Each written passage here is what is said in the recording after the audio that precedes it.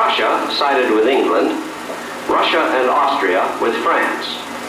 Now this is important to remember, because when England saw that Frederick the Great of Prussia and his tough, well-trained army could hold off France and her allies, England was able to move more of her troops from Europe to North America.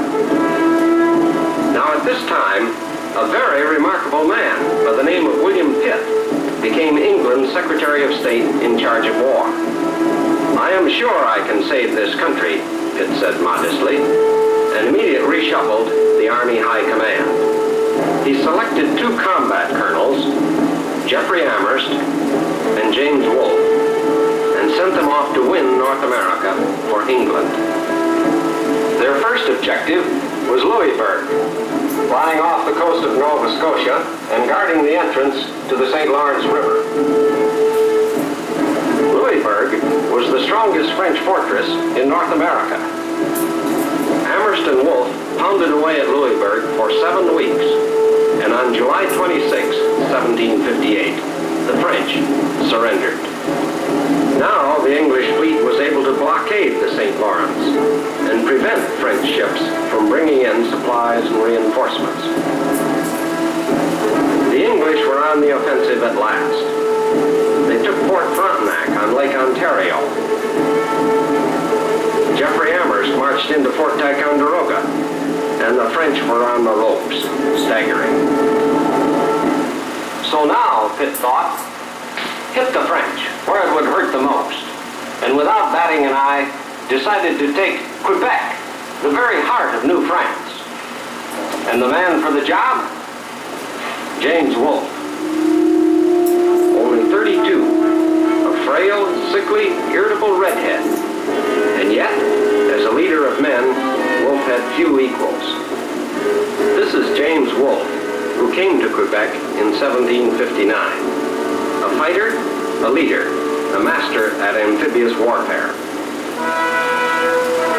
This is the Marquis de Montcalm, who had never been beaten by a British army.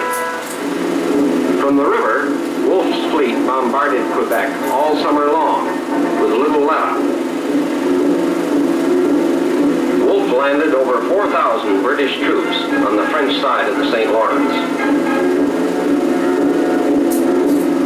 They scaled the heights to the Plains of Abraham, a short distance from the city, and were in battle formation almost before the French knew they had landed. Montcalm rallied his troops and led them out to meet the English. For both sides, it would be all or nothing now, victory or ruin.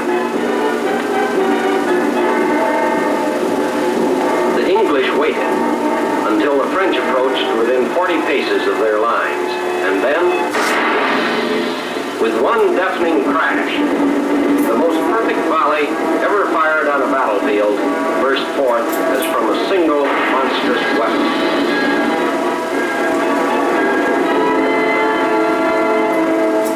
As the smoke cleared, Wolfe was hit. Shot in the wrist, then through the chest.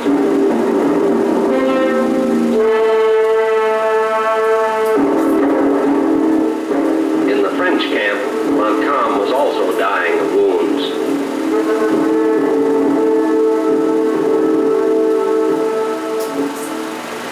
The funeral of Montcalm was the funeral of New France. There were other engagements before the final French surrender at Montreal a year later.